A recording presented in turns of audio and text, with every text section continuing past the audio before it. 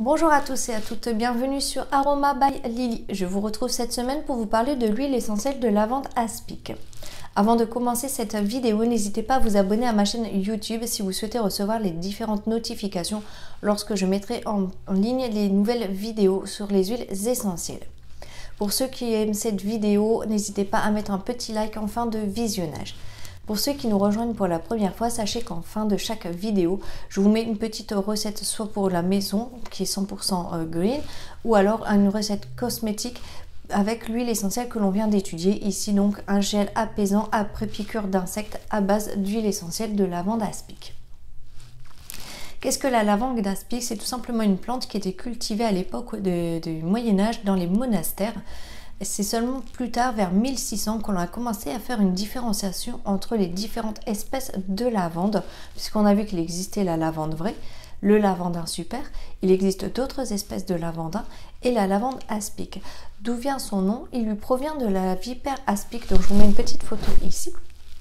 C'est tout simplement qu'à l'époque où les chasseurs partaient à la chasse avec leurs chiens, et ces derniers se faisaient mordre par une vipère aspic, ils utilisaient cette espèce de lavande pour soulager la morsure et soigner leurs chiens. D'où aujourd'hui le nom de lavande aspic. Vous l'aurez compris, elle est donc antitoxique au niveau cutané. Comment on la reconnaît par rapport à ces différentes variétés? Tout simplement parce qu'elle est beaucoup plus petite, elle ne mesure que 50 à 70 cm de haut et sa floraison et sa cueillette se fait beaucoup plus tardivement que ces autres espèces. Après, c'est quelques années plus tard en Allemagne, c'est une religieuse allemande au sein de l'église qui était doctoresse, qui s'appelle Hildegard de Bingen, qui l'a recommandé auprès de ses patients pour pouvoir soigner les migraines, chasser les mauvais esprits, mais aussi pour soulager les douleurs musculaires et favoriser le sommeil lorsqu'on mettait quelques gouttes dans le bain.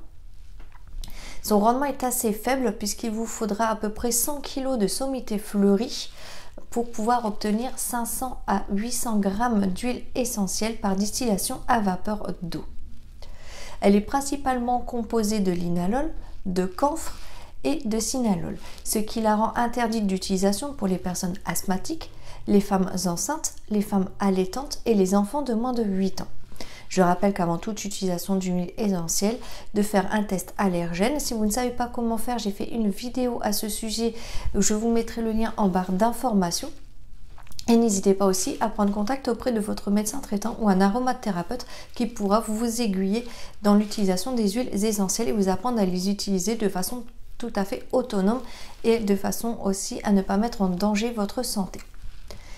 Ces différentes propriétés sont tout simplement, on l'a vu, elle est anti-inflammatoire, elle est très bien aussi pour les crampes musculaires, elle va favoriser le sommeil et elle est antitoxique au niveau cutané sur les piqûres d'insectes et elle est très efficace pour les maladies ORL infantines. Pour ce qui concerne de la recette du gel apaisant en pré-piqûre, il vous faudra 24 ml de gel d'aloe vera, 6 ml d'huile végétale de calendula et 1 ml d'huile essentielle de lavande aspic. Vous allez mélanger l'huile essentielle de lavande aspic avec l'huile végétale de calendula de façon à ce que tout soit bien homogène. Une fois que c'est le cas, vous allez rajouter petit à petit le gel d'aloe vera de façon à obtenir un gel homogène. Une fois que tout est homogène, vous avez deux solutions.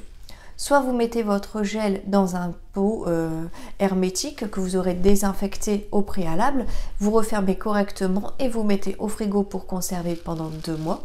Soit vous le mettez dans un tube style les tubes de dentifrice que vous pouvez trouver facilement dans les commerces ou c'est dans des sites internet et vous le conservez au frigo. Ce qui fait que cette huile essentielle, pour toutes les raisons que je viens de vous citer, y compris la recette, fait d'elle une alliée pour les vacances et donc je conseille de la mettre dans votre trousse à pharmacie. Pour ceux qui souhaitent faire une trousse à pharmacie d'aroma, n'hésitez pas à voir ma vidéo que j'ai faite à ce sujet. Je vous mettrai aussi le lien en barre d'informations.